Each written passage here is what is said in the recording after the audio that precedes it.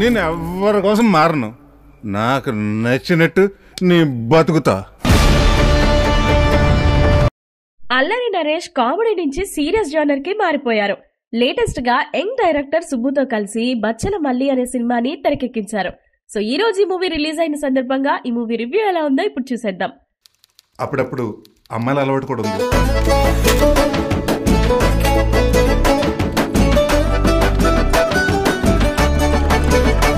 బచ్చల మల్లి చిన్నప్పటి నుంచి చాలా బాగా చదువుకుంటాడు. తండ్రి అంటే మహాప్రాణం.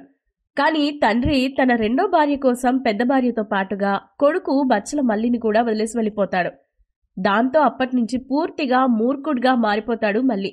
ఎవ్వరేం చెప్పినా వినడు.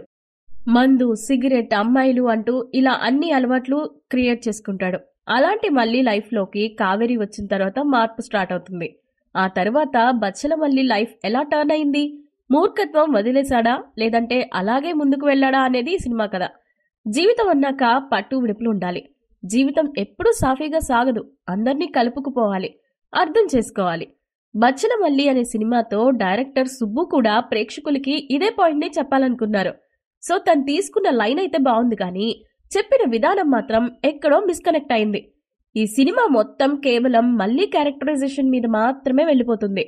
టైటిల్ కార్డ్ పడిన దగ్గర నుంచి ఎండ్ కార్డ్ పడే వరకు కేవలం మల్లి అనే క్యారెక్టర్ ని మాత్రమే చూపిస్తారు. డైరెక్టర్ కూడా దీని మీదే ఎక్కువగా ఫోకస్ చేశాడేమో అనిపిస్తుంది. అందుకే ఆ క్యారెక్టర్ కూడా అంత బాగా వచ్చింది. నిజానికి ఈ సినిమాలో అన్ని ఎమోషన్స్ ఉన్నాయి. కాకపోతే మల్లి సినిమాలో మెయిన్ కాన్ఫ్లిక్ట్ ఏంటంటే తండ్రి కొడుకుల మధ్య గొడవ. తండ్రి తీసుకున్న ఒక్క నిర్ణయంతో 15 సంవత్సరాల పాటు ఒక కుర్రాడి లైఫ్ ఎంత మూర్ఖంగా మారిపోయింది అనేది డైరెక్టర్ చూపించాడు. కానీ ఆ తర్వాత కొడుకుకి, కుటుంబానికి దూరమై ఆ తండ్రి పడే ఆవేదనని కూడా అంతే బాగా ఎస్టాబ్లిష్ చేశారు. అయితే మీ ఇద్దరి మధ్య ఎమోషనల్ సీన్స్ మాత్రం ఇంకాస్త టైట్ గా పడుంటే చక్కగా వచ్చిండేది. ఓవరాల్ గా ఒక వ్యక్తి జీవితాన్ని సినిమాలో చూపించే విధంగా ప్రయత్నం చేశాడు డైరెక్టర్. బచ్చల మల్లి క్యారెక్టర్ కోసం నరేష్ తనని తాను చాలా మార్చుకున్నాడు అనిపించింది. అమృత అయ్యర్ క్యారెక్టర్ కూడా చాలా బాగా వచ్చింది.